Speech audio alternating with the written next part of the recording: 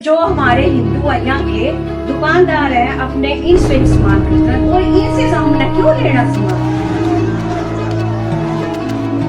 India में पिछले कुछ सालों से सोशल मीडिया पर मुसलमानों के इकोनॉमिक बॉयकॉट की वीडियोस पोस्ट की जा रही हैं।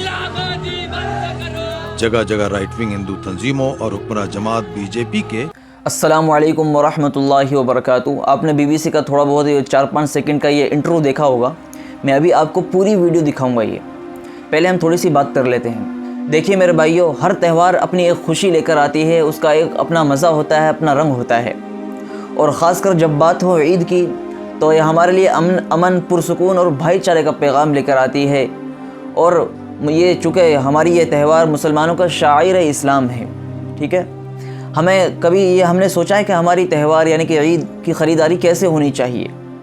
हमने कभी सोचा है कि हमारी ईद की ख़रीदारी किसी के लिए रोज़गार भी बन सकती है, किसी के बीवी बच्चों का पेट भी भर सकती है। दोस्तों, हमारा मुल्क हिंदुस्तान जहां हम रहते हैं, ये एक जमहूरी मुल्क है और सेकुलर मुल्क है। यहाँ पर सारे मज़हब के लोग एक साथ रहते हैं। यहाँ कोई एक कम्युनिटी नहीं रहती है, बल्कि जितने भी हैं हिंदू, सिख, मुस्लिम, ईसाई, बहुत सारे मज़हब के लोग रहते हैं और सब आपस में मिलकर ज़िंदगी गुजारते हैं। हर त्योहारों पर एक दूसरे की जब त्यौहार आती है तो सारे ही कम्युनिटी के लोग उससे फ़ायदा उठाते हैं, सबको रोज़गार मिलता है, सबका काम धंधे में तेज़ी आती है। लेकिन हालिया दिनों के अंदर जो अंधभक्त हैं और एंटी मुस्लिम हैं, ये जो मुसलमानों से नफ़रत करने वाले हैं, जगह जगह पर ये नारे लगाते नज़र आए कि मुसलमानों से ख़रीदारी मत करो।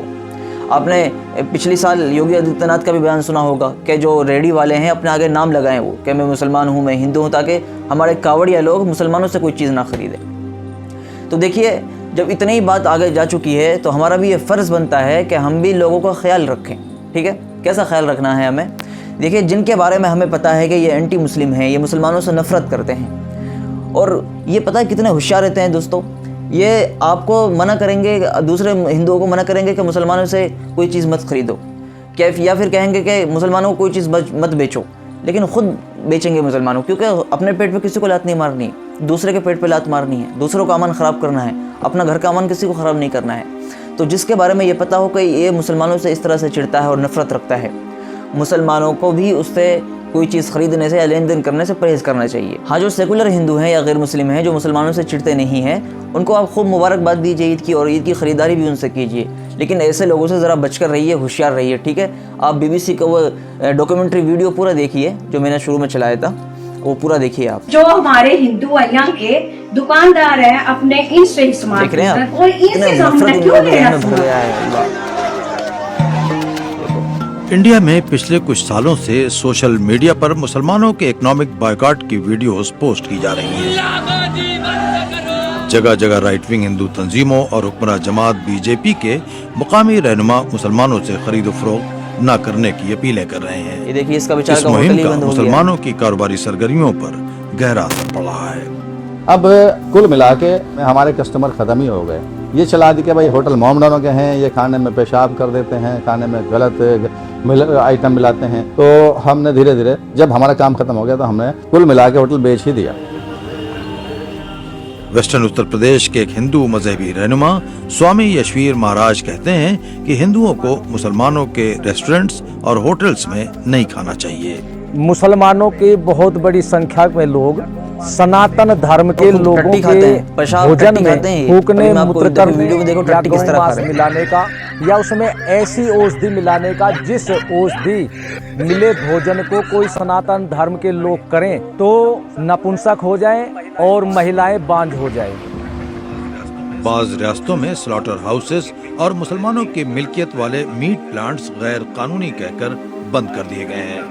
हमारी जो टर्नओवर ईयरली होता था वो 1000 CRs का हो जाता था और 1500 से 2000 लोग हमारी कंपनी के एम्प्लॉय भी थे। और जो सप्लायर होते हैं उनकी पीछे की जो फैमिली होती है 15 से 20 हजार लोग उसमें, क्योंकि पूरी चेन होती है इस बिजनेस के अंदर, वो सब मुतासिब हुए हैं इस काम से।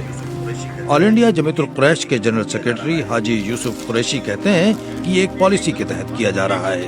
पॉलिसी यूँ लगता है कि एकदम सरकार बनते ही इसी कारोबार पर अटैक किया गया, और क्योंकि इनको मालूम था जो इनको ज़र मुबादला आ रहा है, फॉरेन करेंसी आ रही है, इनको आ रही है, इनमें खुशहाली आ रही है, इनके लिविंग ऑफ स्टैंडर्ड बढ़ रहा है, इनमें एजुकेशन आ रही है, तो ये इनको नापसंद था।